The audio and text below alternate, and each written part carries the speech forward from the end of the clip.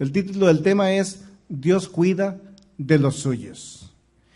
Y para dar inicio a esta plática, quiero invitarles a que me den una respuesta prácticamente viva, en el sentido de que necesito que sea visual la respuesta. ¿Cuántos de ustedes, sin pena alguna, por aquellos que no, están bautizados? Gracias. Entonces, Dios cuida de los suyos. ¿De los únicamente de los bautizados?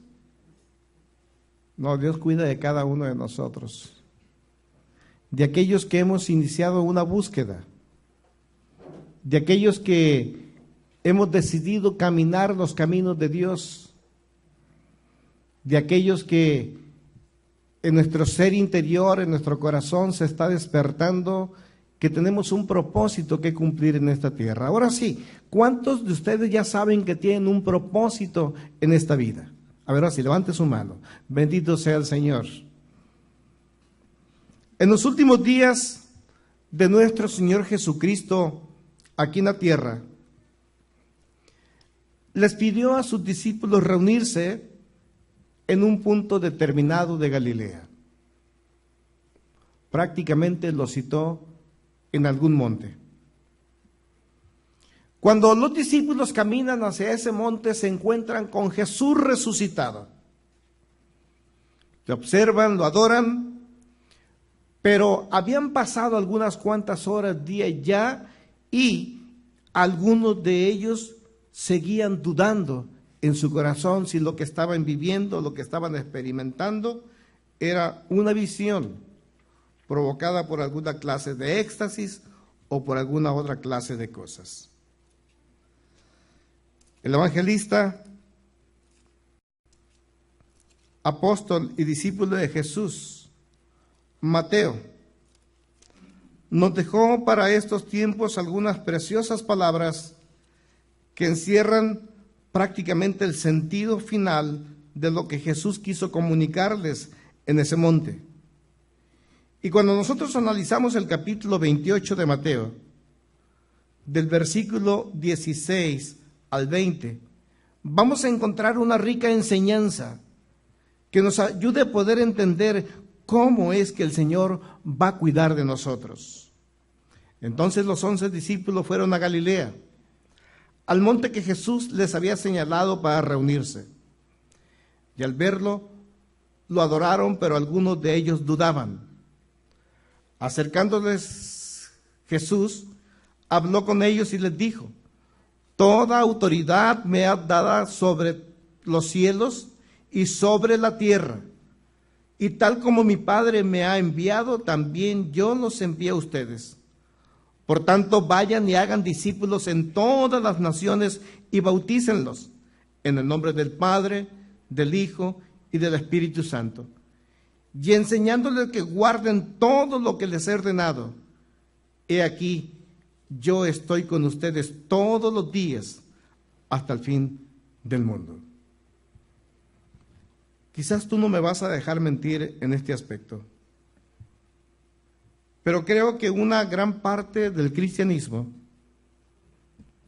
a estas últimas palabras de Jesús, como que le sacude algunos versículos, le sacude algunas cosas que son importantes y medulares en esta comisión.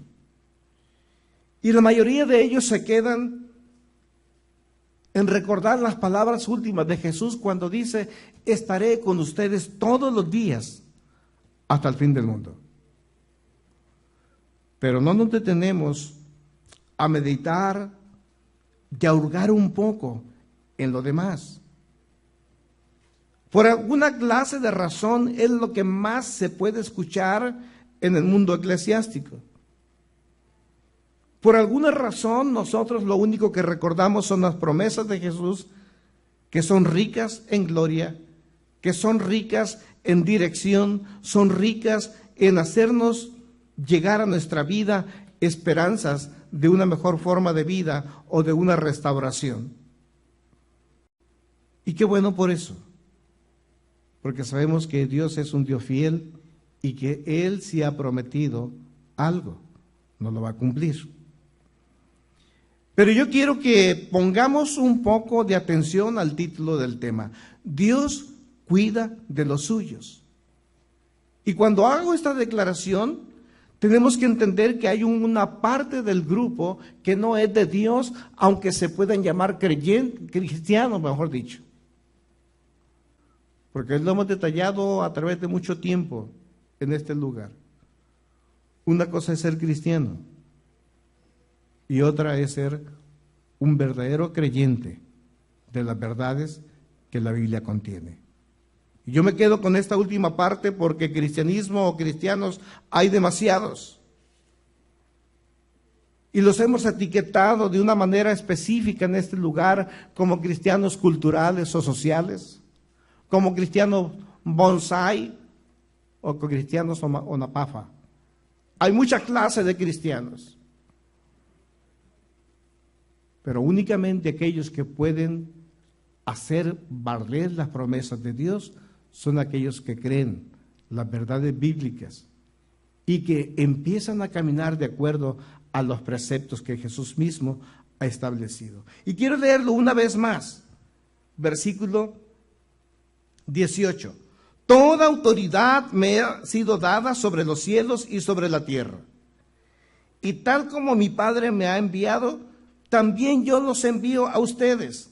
Por tanto, vayan y hagan discípulos en todas las naciones y bautícenlos en el nombre del Padre y del Hijo y del Espíritu Santo.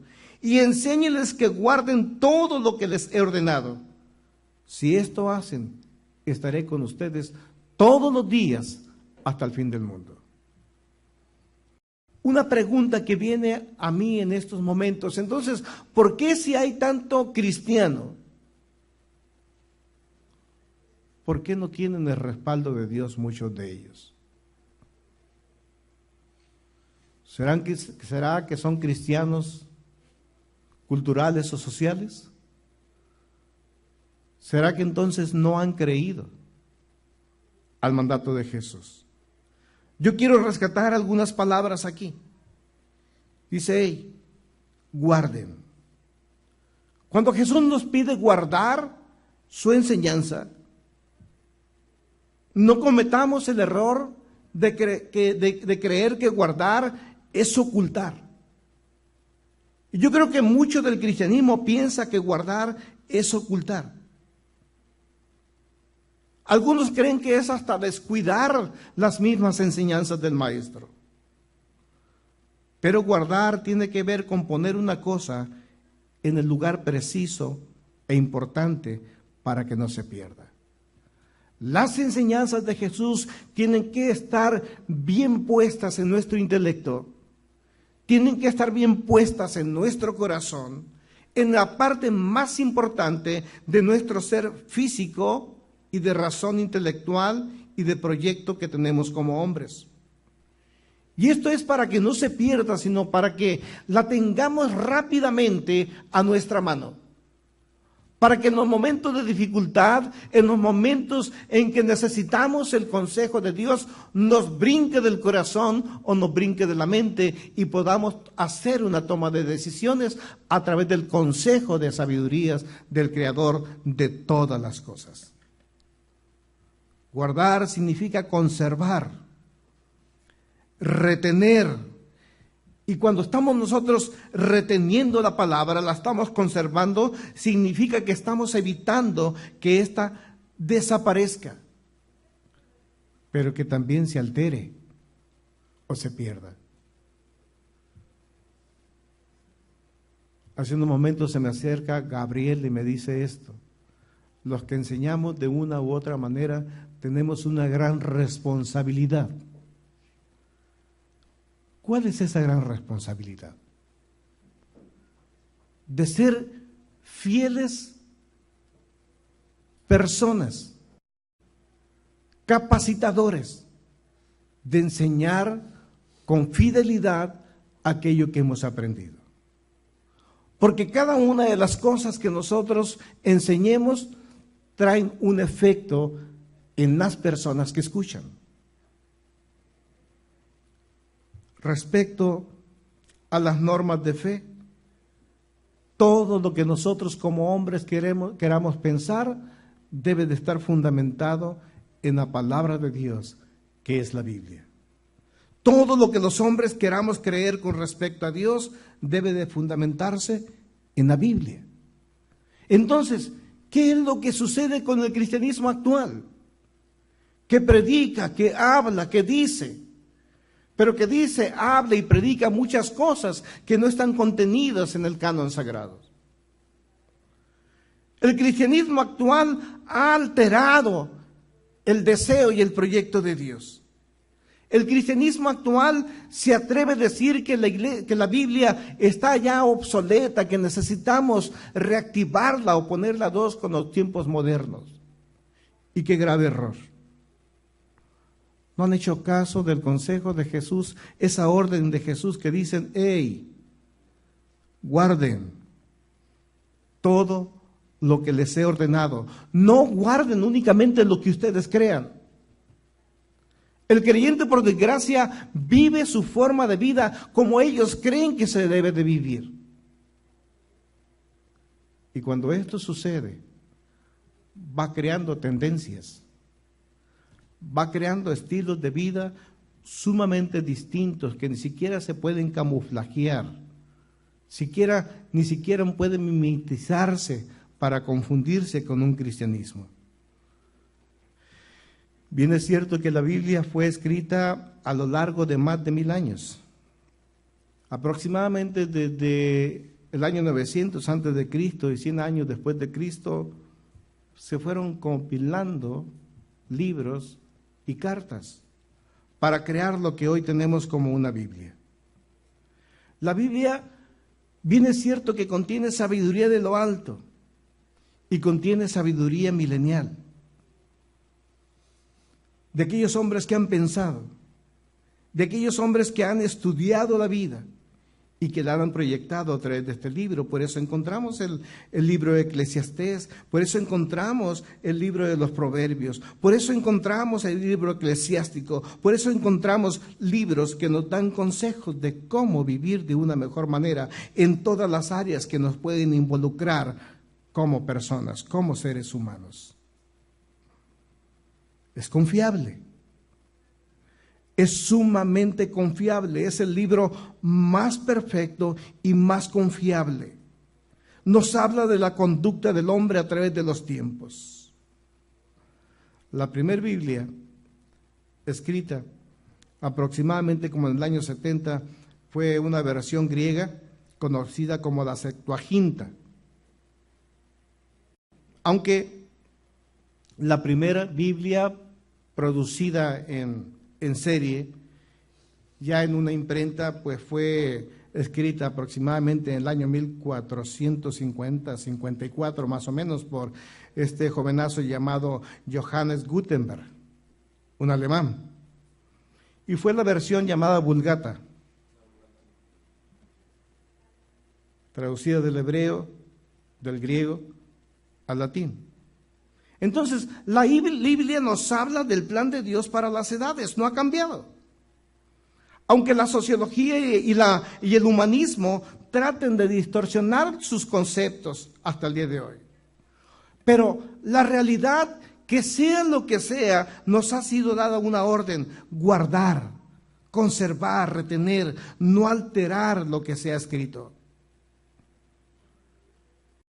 Fíjese que uno de los grandes apóstoles, San Juan, nos escribió en la carta del Apocalipsis lo siguiente, capítulo 22, versículos 18 y 19. Yo testifico a todo el que escuche la palabra de la profecía de este libro. Si alguno agrega a estas cosas, Dios a él le agregará las plagas que están registradas en este libro. También si alguno suprime palabras del libro de esta profecía que están registradas en este libro, Dios quitará su porción del árbol de la vida y de la ciudad santa. Oye, como que está tremendo, ¿no? Porque no se trata únicamente que nosotros arranquemos hojas a la palabra de Dios, a la Biblia, al libro. Se trata de que tú y yo, como creyentes en el Dios creador del universo, practiquemos las cosas que la Biblia nos pide hacer, únicamente las que nos agradan o las que nos acomodan, y aquellas que se nos dificultan, hacerlas a un lado. ¿Cuántos creyentes hay así? Te voy a decir algo que tal vez proféticamente me dijo una persona hace algunos años, y como que está resultando ser un profeta. Nos conocimos en un centro de estudio bíblico, hemos sido amigos por años, y siempre nos está siguiendo hacia dónde estamos y qué estamos haciendo. Pero nunca me ha preguntado, salvo en una ocasión, ¿dónde se reúnen? ¿A qué horas? Porque yo quiero estar también ahí. Me respeta y lo respeto.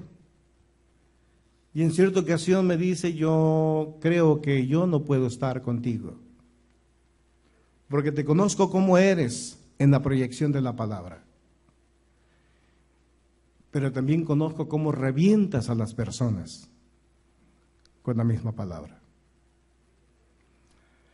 Cuando yo escuché aquellas cosas, hubo algo que vino a mi mente que de pronto me chocó.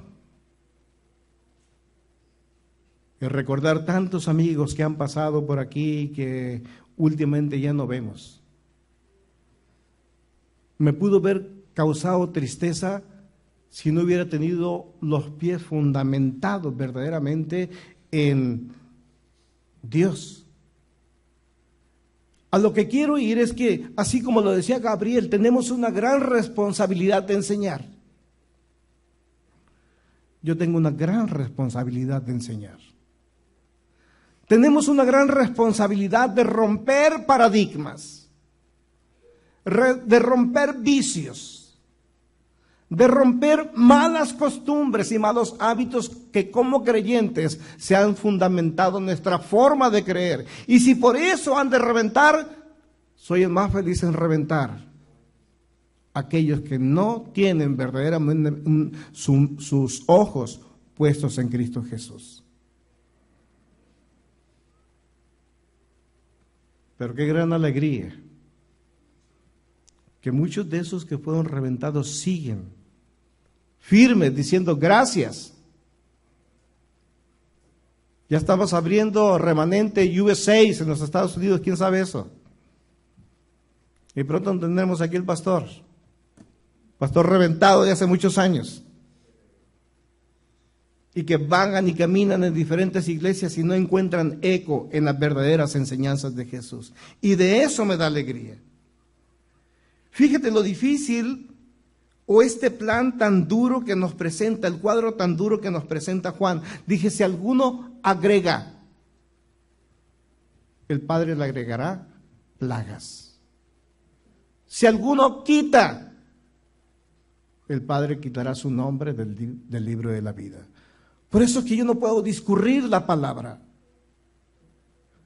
Por eso es que yo no puedo, si estoy batallando y si estoy luchando, combatiendo por mantener mi salvación, yo no puedo andar con juegos, quitando cosas que puedan lastimar a los que escuchan, porque a lo mejor se van a ir. Yo no puedo quitar cosas que tal vez le puedan incomodar, porque antes de que él esté en riesgo, el primero, al que más se le demanda, es a mí.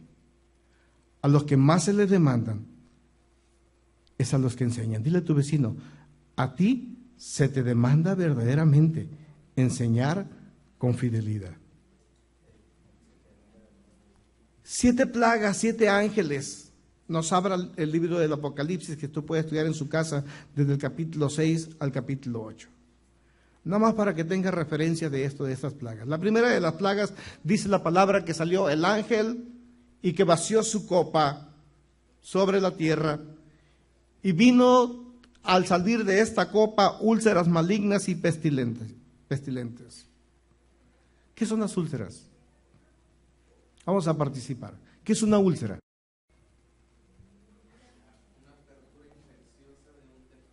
¿Una qué?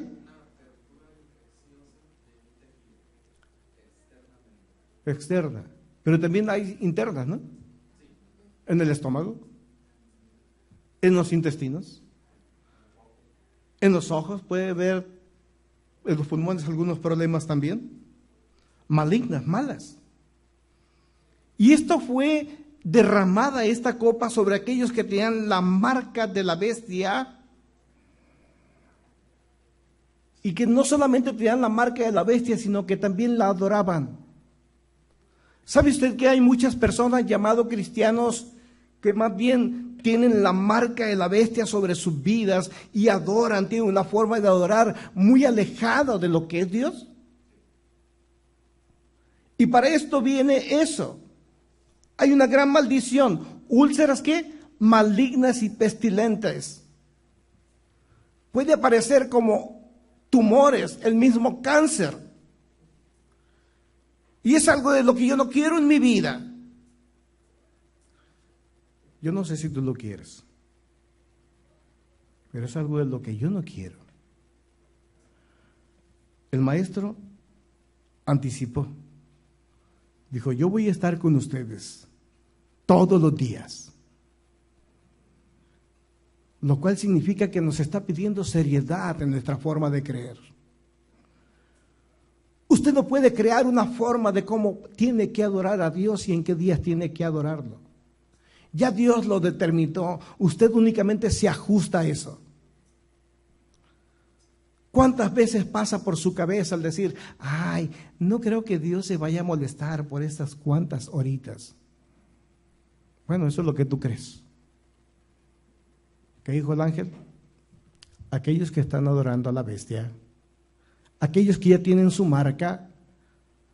Y luego se preguntan las personas, ¿por qué me está pasando esto a mí si soy cristiano? Bien has dicho, eres cristiano, no eres creyente. No eres una persona que está guardando. No eres una persona que está reteniendo la palabra. No es una persona, usted que tiene la palabra en su corazón y en su mente y usa el recurso de ella cuando más lo necesita. ¿Nos equivocamos? Sí, muchas veces nos hemos equivocado. Yo creo que todos los días nos equivocamos, bendito Dios, que Él extiende su mano de perdón y misericordia para que transitemos por ello y volvamos a empezar. Dios cuida de los suyos. El segundo ángel tuvo el poder de lanzar su copa sobre el mar y que éste se convirtiera en sangre como de muerto. ¿Cuántos de ustedes conocen la sangre muerta?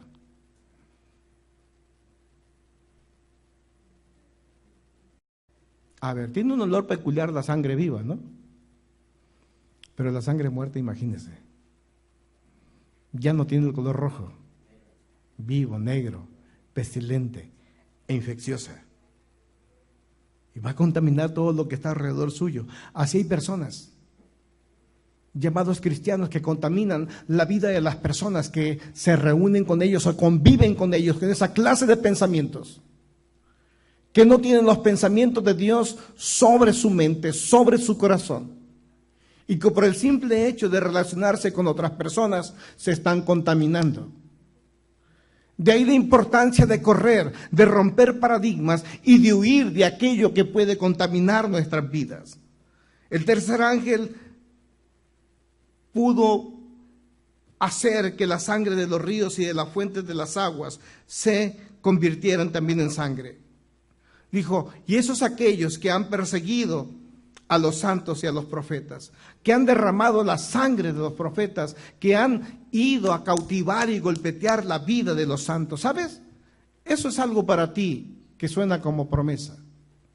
Si vas a ser perseguido por alguien por tu santidad, ten en cuenta que aquella persona tendrá que sufrir fuertemente, y no por mí, sino porque Dios cuida de los suyos. El cuarto ángel se dio la tarea de abrir su copa, de lanzarla al mundo, al universo, y permitir que un gran calor hubiera sobre la faz de la tierra. Ah, cómo tenemos calor ahorita, ¿no? Pero no te preocupes, que este es momentáneo, es por la falta de la refrigeración que yo creo que ya vamos a tener bien pronto. Vamos a estar a gusto. Pero ¿cómo se está sintiendo el calor en algunos lugares del país? Lugares como Veracruz, donde el calor se conocía a 36 grados, ahorita está rebasando los 45 y a veces llegando hasta los 50 grados. ¿Qué nos espera aquí en Mexicali?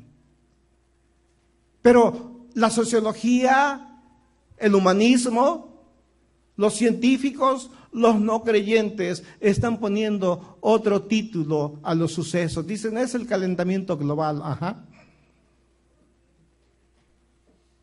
Todo puede ser menos Dios. El quinto ángel trajo tinieblas sobre el trono de la bestia. Y un trono es eso, un reinado de soberbia y de egolatría. ¿A poco no hay personas ególatras? ¿A poco no hay personas soberbias que se han encumbrado en la vida porque Dios se lo ha permitido y cuando están allá le dan el espaldarazo a Dios? Dice, Dios tiene reservado para ellos tinieblas. ¿Qué son las tinieblas? ¿Cuál es la representación de las tinieblas? Confusión para sus vidas. Habrá personas que podrán estar encumbradas, habrá personas que podrán haber alcanzado lugares inimaginables, pero que un día sobre sus vidas vendrá una densa oscuridad que no les permitirá tocar ni tentar, que no les permitirá ver la luz, ver la mínima esperanza por donde transitar y caminar. Serán personas que con tinieblas no pueden pensar fácilmente para tomar decisiones. El sexto ángel tiene que ver con allá en Medio Oriente, el secado del río Éufrates. Analiza, yo no sé dónde vayan estos sucesos, cómo van caminando de acuerdo al reloj apocalíptico, pero es algo que está sucediendo. Y el séptimo, habrá relámpagos, truenos y voces diciendo, hecho está, y habrá un gran terremoto, un gran granizo, vendrá sobre la tierra y causará estragos fuertemente. Solo porque personas quisieron quitar del proyecto de Dios cosas que no iban con su estilo de vida. Solo por personas que quisieron poner un poquito de más para beneficiar sus vidas personales. Como nunca antes, se están escribiendo decenas de diferentes versiones bíblicas.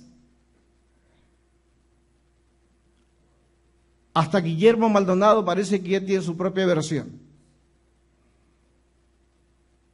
Bueno, para él está, ¿qué está? El ser partícipe de una de las 7 plagas. Entonces, si tenemos una gran responsabilidad, si Dios es con nosotros, si Jesucristo prometió cuidarnos toda vez que nosotros tracemos bien la palabra y hagamos discípulos, pensemos en lo siguiente. Debemos trazar correctamente la palabra de Dios en la enseñanza. Segunda de Timoteo, capítulo 2, versículo 15. Y cuando tú y yo deseamos trazar correctamente, significa que debemos de ser metódicos. Por eso en este lugar, a través de los años, hemos sido metódicos en la enseñanza para que nadie escape y diga, no entendí, aunque muchos siguen sin entender. No somos personas que estamos agarrando pincelazos de un lado de la Biblia, algún libro, y que por emociones estamos compartiendo dependiendo de los sucesos que hay afuera en el mundo. Somos personas que nos estamos formando metódicamente para poder conocer y preparar un plan, un proyecto en las personas que nos escuchan. Somos personas que enseñamos de una manera ordenada y sistemática. Y para esto se requiere aprender y enseñar. Yo no puedo enseñar sistemáticamente, no puedo enseñar metódicamente si primero no aprendo. Si primero no tengo una actitud de discípulo, de aprendiz. Como muchas veces lo he dicho, a veces llegamos al cristianismo y por sabernos de memoria algún versículo, pensamos que ya conocemos todo. Y más si conoces un versículo y te está yendo más o menos bien en la vida, Dios está conmigo, ¿será? ¿Dios con quién va a estar? Dios estará con aquel, lo hemos dicho, que está guardando, que está entendiendo que debe de evitar que desaparezca el proyecto de Dios. Va a estar con ese, con aquel que está discipulando, con aquel que está compartiendo con otros. Y tenemos que trazar correctamente todo lo que enseñemos. ¿Sabe lo que Jesús enseñó en esta tierra? Si nosotros hacemos una conclusión de la vida y obra de Jesús, vamos a entender que lo que Jesús enseñó fueron principios y valores ético-morales. Y nosotros no podemos escapar de esto. Como nunca antes hay creyentes, mejor dicho, cristianos, que pueden conocer mucho de la palabra de Dios de una manera cultural. Te pueden localizar los versículos y libros de la Biblia así a un tronar de dedos, pero son personas que no tienen ética, son personas amorales, son personas sin principios, son personas sin valores. De esos hay muchos. Y aquí por el grupo, por remanente, han pasado decenas de esas clases de personas.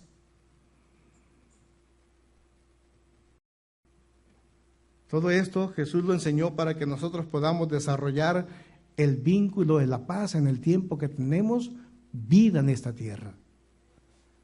Tú y yo, la única manera como nos podemos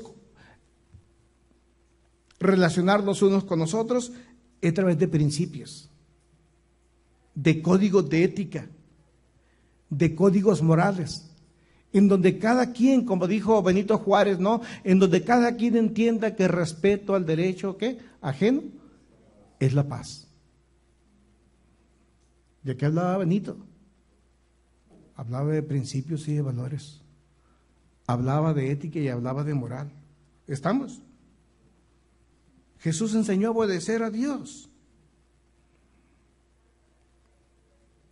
Y nos enseña a nosotros que tenemos que obedecer a Dios. Yo he aquí, dice, estaré con ustedes todos los días. Pero les pido que guarden lo que les he enseñado. No lo discurran. ¿Estamos? Empiecen a establecer el reino de Dios en la tierra. También enseñó que existe la vida eterna, pero que la vida eterna inicia en esta vida presente y se continúa en la vida espiritual. Nos enseñó también a no esconder las dos instituciones establecidas por el Padre y que lucháramos para que no desaparecieran de la tierra. Las dos instituciones que Dios estableció en la tierra, la primera fue la familia. Y de aquí el énfasis que hacemos en este lugar, de que podamos trabajar con Dios para volver el corazón de los padres a los hijos y de los hijos a los padres. Porque lo que Dios estableció fue la familia, la primera institución. Dijo, y a través de la familia serán benditas todas las familias de la tierra. No podemos nosotros ser bendición hacia la vida de otros. No hay otro canal si no integramos lo que somos como familia o con lo que quede de ella, con un alto valor ético, moral. Que es cierto que a veces la familia se fragmenta, pero esa no es razón para que lo que quede de ella también se disperse, sino por el contrario, que haga un pacto con el Señor y se matrimonie con el Señor, entre tanto Dios determina qué hacer. La segunda institución fue la iglesia. Pero en algo escuche esto que voy a decir.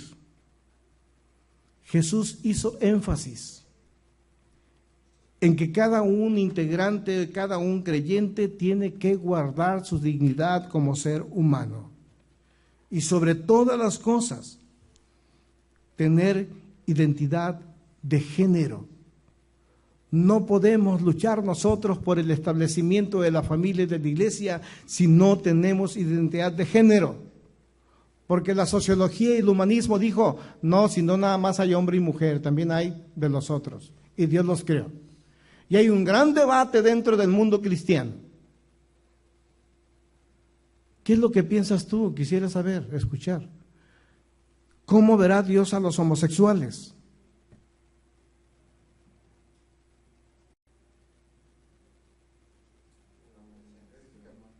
¿Mande? La Biblia dice que es una abominación. ¿Y qué dice el cristiano actual?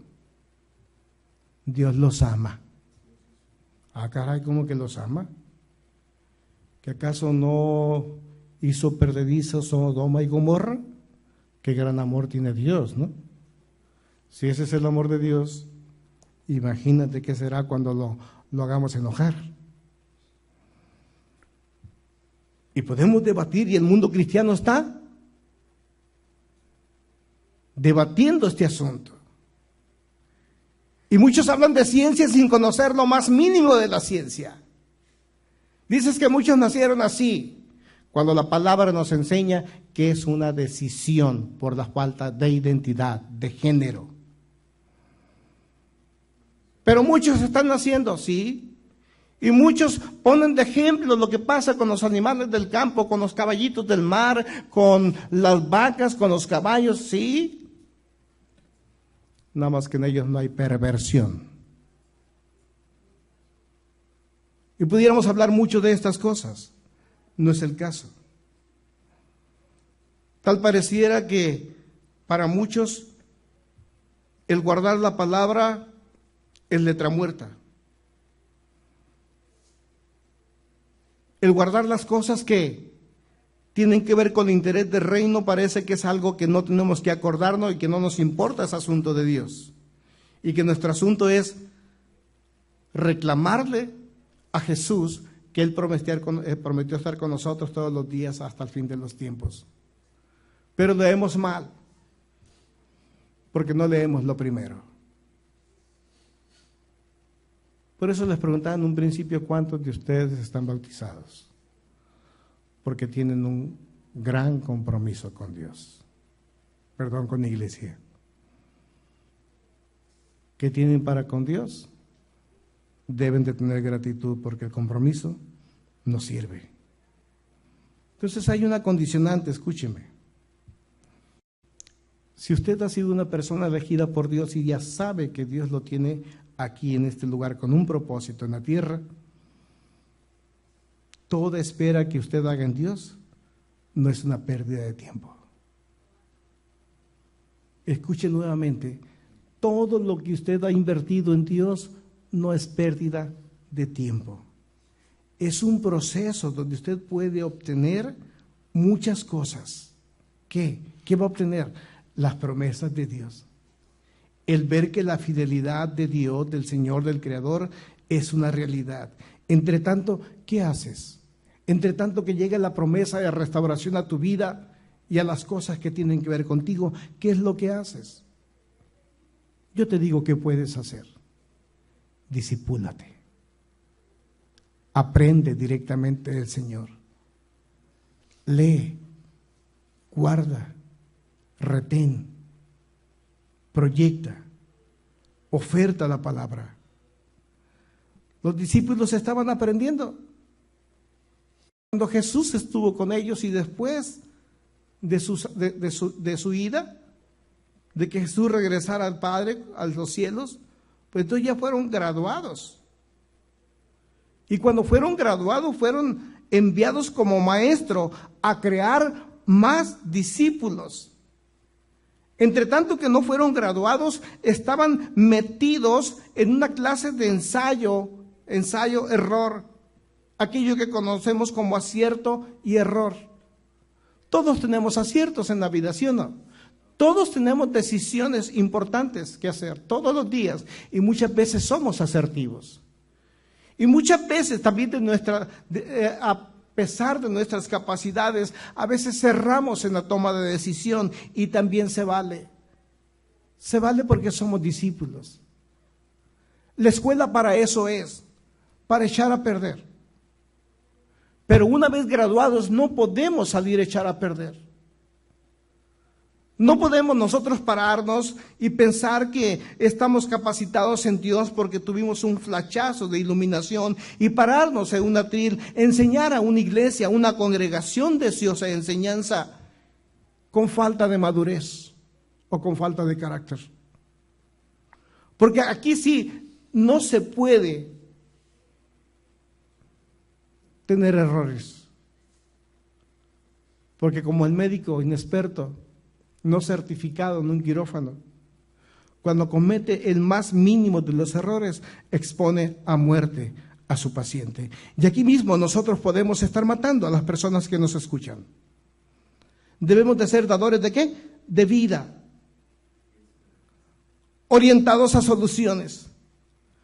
Aprendamos a crear soluciones para nuestros problemas. Para eso estuvo Cristo en la tierra enseñando. Por eso te decía, la Biblia es un compendio de la sabiduría de Dios, pero también un compendio de sabiduría milenial del hombre.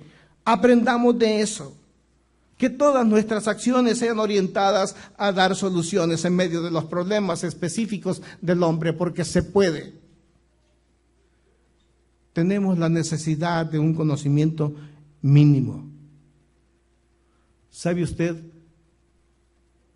Jesús estableció todo en leyes, lo sujetó todo a principios y leyes. Hablando de la reproducción, dijo que cada cosa se multiplique, se reproduzca según su género y según su especie. De cierta manera, usted tendrá una parte mía en su ser, aunque no le guste. Pero eso es lo que yo batallo para que no lo tenga. Y le pido perdón a Dios, y le pido perdón al cielo para que usted no lleve mis características, sino que lleve las características del Padre, del Maestro. Pero en nuestra casa, nuestros hijos van a llevar una reproducción de lo que somos como padres. Y también le pido a Dios perdón y le pido perdón a mis hijos por heredarles cosas que no son buenas para ellos, porque hay partes de mi carácter con los cuales lucho que no son de buen nombre. Yo pido todos los días, Señor, rompe con estas cosas que yo puedo establecer a través de los ejemplos. Usted tiene que romper con esos ejemplos que damos a nuestros hijos, porque no hay cosa que mejor se aprenda que aquello que nuestros hijos ven en nosotros. No son tanto lo que le podamos enseñar y decir, sino lo que ven. Y Jesús concluyó lo siguiente diciendo, si esto haces, parafraseando, ser respaldado. Vaya al Salmo, por favor, 34, y a mí me parece tan importante este Salmo, léalo todo en su casa, yo lo desafío que lo haga. Pero el versículo 8 dice, prueben y vean que Dios es bueno. ¿Qué dice? Prueben. ¿Y a quién le pide que prueben? ¿A los bautizados? Bueno, no los bautizados. A cualquier persona. Dijo, prueben y sepan que Dios es bueno. Dichoso todo aquel que pone en Él su confianza. Los ricos se hicieron pobres y padecieron hambre. Pero los que buscan en el Señor no carecerán de bien alguno.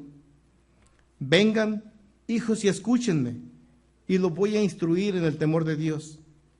¿Quién es el hombre que desea vida y anhela ver días buenos? Guarda tu lengua del mal, y tu lengua de hablar engaño. Apártate del mal y haz el bien. Busca la paz y síguela. Los ojos de Dios están sobre los justos y sus oídos están atentos a ellos. Y mira qué importante promesa hay aquí. El rostro del Señor está contra los malvados, para borrar su memoria de la tierra. Claman los justos y el Señor los escucha y los libra. Cercano está el Señor a los contritos de corazón y salva a los humildes de espíritu. Muchas son las adversidades del justo, pero de todas ellas los librará el Señor. Qué linda promesa, ¿no te parece? Y solo pueden ser cumplidas en nuestras vidas a causa de tres cosas. porque te decidas buscarlo, porque empiezas a tener temor de Él. ¿Y por qué más? Y porque tienes un corazón contrito y humillado. Entonces esa promesa es para mí. Dile a tu vecino, esa promesa es para ti. Dios puede estar contigo. ¿Cuáles son los males que te aquejan ahora? ¿Cuáles son tus aflicciones? ¿Quién te las provocó? ¿Un malvado? Bueno, el malvado que quede en las manos de Dios, dice, porque Dios le tiene preparado algo. ¿Qué te corresponde a ti decir, lero, lero, qué bueno, ya viene la tuya? No. Dile, Señor, ten misericordia de él. Ten misericordia de él. Y el Señor dice, qué justo eres. Por eso te amo. Por eso el Señor te ama más cuando ve que tú eres justo. Cuando tú permites que Él sea el que lleve la venganza por ti. Solo por el simple hecho de que creíste en Él, por el simple hecho de que te acercaste a Él, porque lo probaste y luego porque empezaste a crear temor. Usaste tu lengua para no engañar a los demás. Usaste tu lengua para bendecir la vida de aún aquel que está desviado, y el Señor dice, justo eres tú, yo estaré contigo todos los días de tu vida hasta el fin de los tiempos. Dichosos los que confían en Él. Los que buscan o le buscan verán buenos días. El temor a Dios es algo que tenemos que hacer. Pero junto con el temor de Dios hay que enseñar, porque Dios sabe cuidar de los suyos. Aflicción o angustia, hambre o necesidad. Sobre todas estas cosas soy más que vencedor en Cristo Jesús, dijo Pablo. ¿Qué cosas puede venir contra tu vida, atentar contra tu vida física, espiritual o emocional? Muchas cosas se pueden levantar sobre ti para que reniegues del Señor, pero tú aférrate a Él. Él puede ser, Él es tu proveedor. Si te aferras a Dios, Él es tu proveedor. ¿Cuál es tu angustia, tu aflicción? No te preocupes. Si estás en stand-by, todo aquello que haces para Dios traerá una recompensa, porque Dios no se olvida de ello. Escucha bien, no es una pérdida de tiempo. Dios sabrá recompensar en el tiempo, porque en su tiempo es mejor. Aférrate a Él. Él es tu proveedor. ¿Para qué fuiste llamado? ¿Cuál es tu llamado? ¿Qué te aflige? ¿Qué te angustia? ¿Es la aflicción de los que te provocan, los que te rodean? ¿O es la aflicción de lo que Dios está recriminando de tu vida? Dios no lo hace. Los señalamientos los tenemos externos y a veces queremos nosotros corresponder a los ataques porque somos humanos. Pero tú aférrate. Él es tu proveedor. Y va a mover todo a tu favor. Va a mover todo lo que Dios tenga que mover para hacerte cumplir sus promesas. Fíjese usted algo que ha sucedido. Qué importante es que Dios, cuando promete algo, lo lleva y usa cualquier recurso a su disposición para que esto se cumpla. ¿Quién se acuerda de los 2 espías que llegaron a Jericó? ¿Cuál era el propósito para que esos 2 espías israelitas estuvieran ahí? Bueno, la promesa fue de que Dios le prometió al pueblo de Israel una tierra que fluía leche y miel, pero que tenían que pasar también por esta región de Jericó y venir a avasallar a un reino. ¿Sabe una cosa que es importante?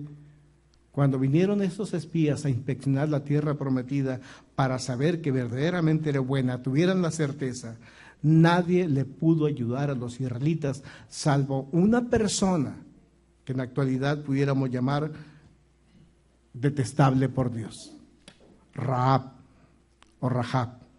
Josué 2, capítulo 1.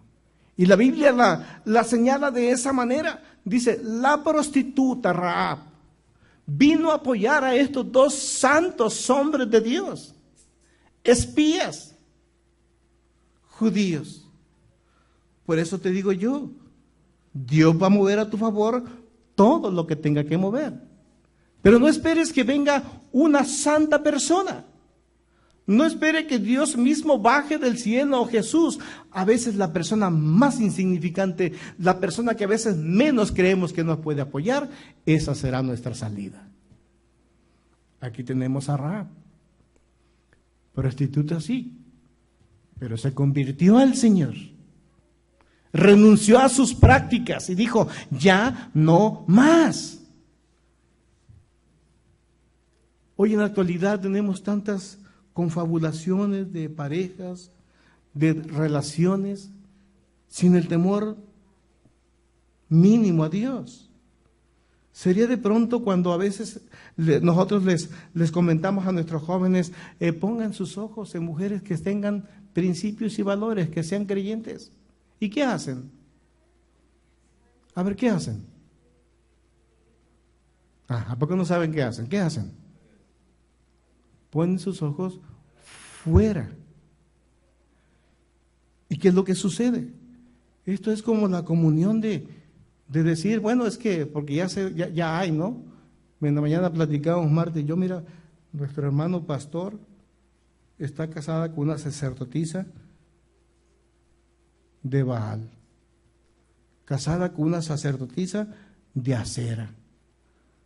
Si vamos a la compaginación bíblica, así es. A veces uno de los dos es creyente y el otro no. Y así deciden vivir su vida. Alguien me dijo, mira, pues si no me das al pastorado de la iglesia, yo me voy, que te vaya bien.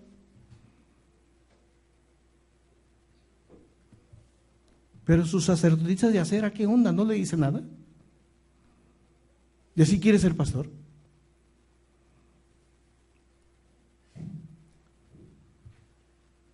A veces traemos pensamientos, ideas que son rotos por el poder de la palabra. Y cuando son rotos viene una compaginación hermosa. Por eso tenemos que romper. Señor, ven a romper en mí todos los malos pensamientos, todos los malos hábitos, todas las malas costumbres, toda nuestra manera mala de pensar en ti. Enséñame a vivir a través del temor. Y cuando le pedimos esto a Dios, entonces Dios quita de nosotros lo que nos sirve. Aguas. Va a mover todo lo que tenga que mover, tan solo por favorecernos.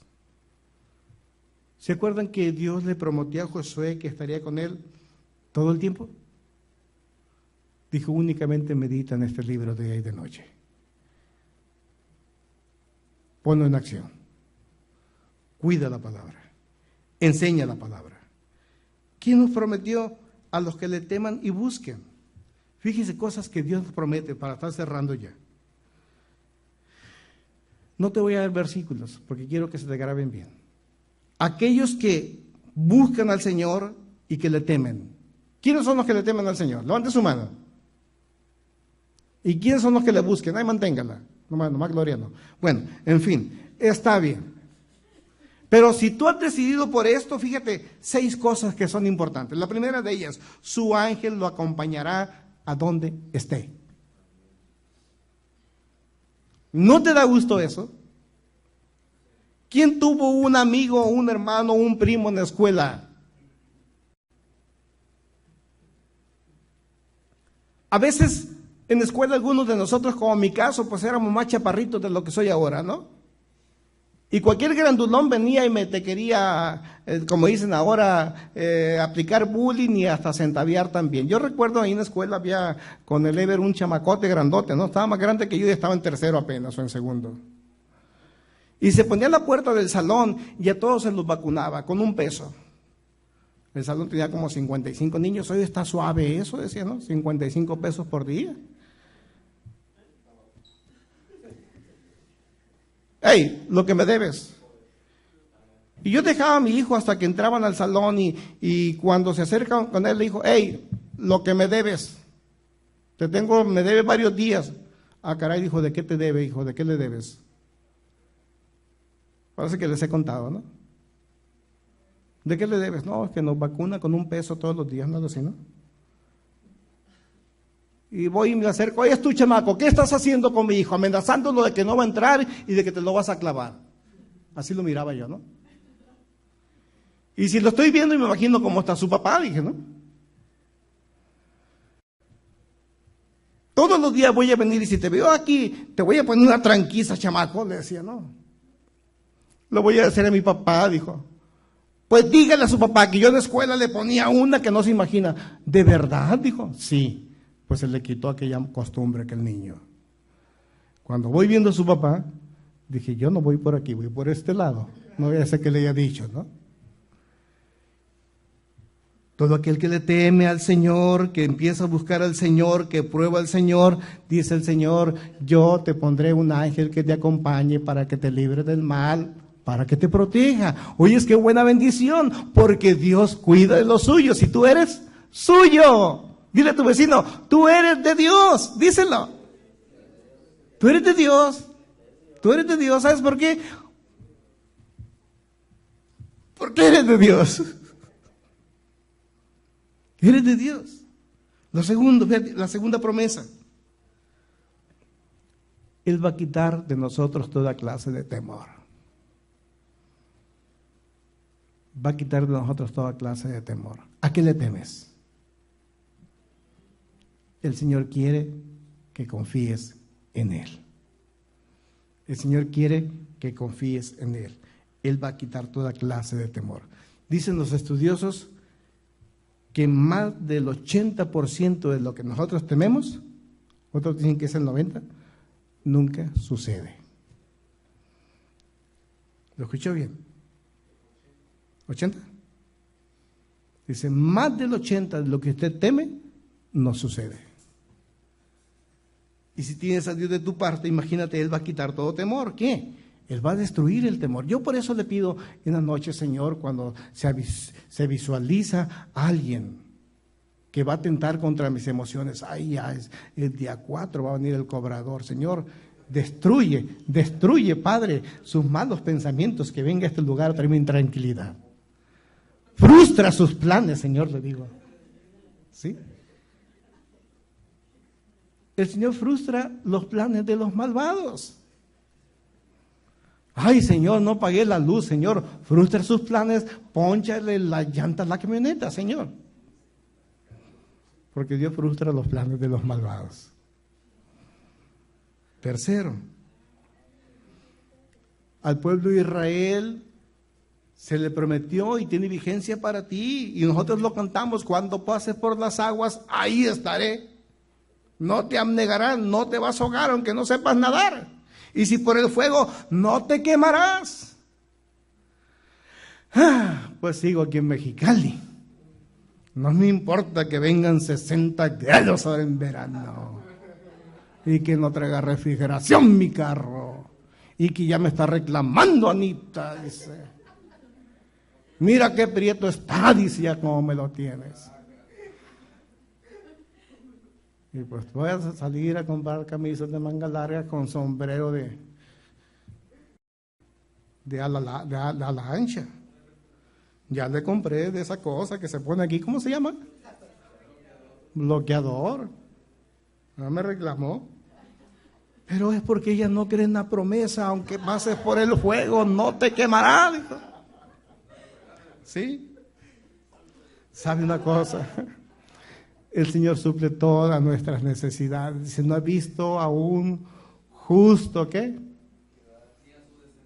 Ni a su descendencia mendigando el pan. No he visto justo desamparado. Yo me siento tan contento. No sé cuántos años me queden de vida. Pero sé que he trabajado lo suficiente en el carácter de mis hijos y en mí mismo para que Dios los declare justos y nunca los desampare. Porque Él va a suplir todas nuestras necesidades. Es su promesa. Tan solo si hacemos lo que Él nos pide hacer. ¿Y qué nos pidió? Hey, vayan por el mundo y hagan discípulos. Y enséñenle todas las cosas que yo les he enseñado. Y yo voy a estar con ustedes todos los días hasta el fin de los tiempos. Él prometió sostenernos y guardarnos por el camino que nos lleva hacia la conclusión de la vida eterna, porque la vida eterna no empieza cuando te mueras, empieza el día de hoy. ¿Quién sabe eso? Y empieza la vida eterna porque conocemos a nuestro Maestro, conocemos a nuestro Señor Jesucristo, conocemos sus virtudes, las ofertamos, las enseñamos a otros, somos luz en medio de las tinieblas para aquellos que están confundidos. Y el Señor dice, yo te guardo, yo te guardo, yo te guardo por el camino. Sexto, Él prometió sanar todas nuestras enfermedades físicas y emocionales. ¿De qué temer? Hace 25 años me dijeron, Señor, ya vaya a su casa y muérase allá en su casa, para que le salga más barato. Se lo he comentado muchas veces, ¿verdad? La segunda vez también me dijeron, Señor, ya se va a morir, van 2 veces. ¿Y qué crees que pasó, Gloria? No me morí, no. Ay, qué bueno, Gloria. Sí, porque la otra vez me preguntó, oye, ¿y te moriste? No, Gloria, le digo. Entonces, Él prometió, ¿sí? Es que ella aguanta, ustedes no. Así son los de Calésico, aguantan más que los de aquí. Entonces, esto es importante. Él prometió sanar nuestras enfermedades. Humberto, ¿vino, nos dobla? Sí, nos dobla. Pero Él prometió. Lo hizo porque te escogió con un propósito. Y de este problema salimos más fortalecidos, Gloria. Prometió sanar nuestras enfermedades emocionales por las aflicciones que estemos pasando. Dijo, yo voy a estar detrás, pero te voy a enseñar el dolor para que luego tú también puedas ayudar a otros que se van a encontrar de la misma manera que tú. Y los vas a poder ayudar a caminar por el camino que Dios ha trazado. Pero a ti no te pasará nada. Él va a preservar todo aquello que te sostiene. La maldad da muerte a los impíos. Los que aborrecen al justo perecerán. Ay, qué bueno, Señor. Dile, ay, qué bueno, Señor. Ya no voy a ver al vecino cuando vaya a la casa. No, no te escapas. Él va a redimir tu alma y no serás condenado, no serán condenados ninguno de los que confían en Él. La carta a los Hebreos en el capítulo 6, versículo 18 dice que por 2 cosas es imposible que Dios mienta. El Dios que te llamó es el mismo Dios que te prometió. Y a través de esas 2 cosas que son inmutables, entendemos que Dios no falla. Y aunque a veces para nosotros pensemos que la respuesta del Señor es tarde, va a llegar en su tiempo. Va a llegar en su tiempo. Va a llegar en su tiempo. En su tiempo es mejor. La respuesta de Dios es mejor en su tiempo. A veces nos afanamos, porque luego pensamos en los años que tenemos, en las fiestas que a veces dejamos pasar. Pero por estas 2 cosas que son infalibles, no pueden ser quebrantadas. La palabra de su promesa, Él prometió. Y así como los hombres a veces prometemos con juramento, prometemos por el cielo, por la tierra, por nuestra madre, por un amigo, muchas veces fallamos. Dios también promete por Él mismo, y Él es un Dios que no falla. Cierra tus ojos en esta tarde y dile, Padre, tú no me has fallado en ningún momento. Soy yo el que en ocasiones quiere las respuestas rápidas.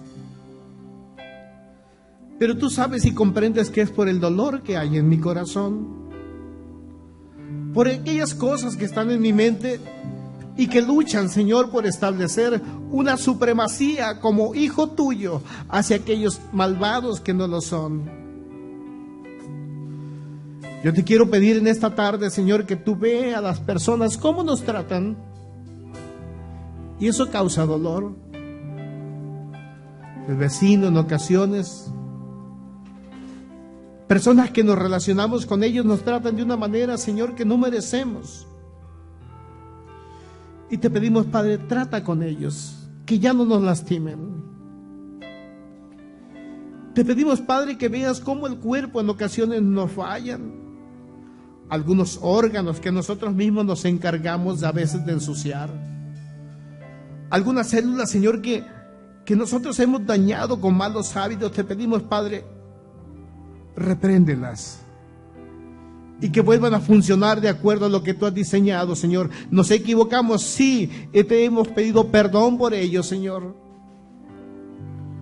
Hoy, Padre, permite en el corazón de mis hermanos que te prueben en algunos aspectos de su vida y que ellos puedan ver, Señor, que la promesa que tú puedes hacer está próxima a llegar. Sosténnos, Padre, con tu mano derecha. Y haznos entender, Señor, que tú nunca falles.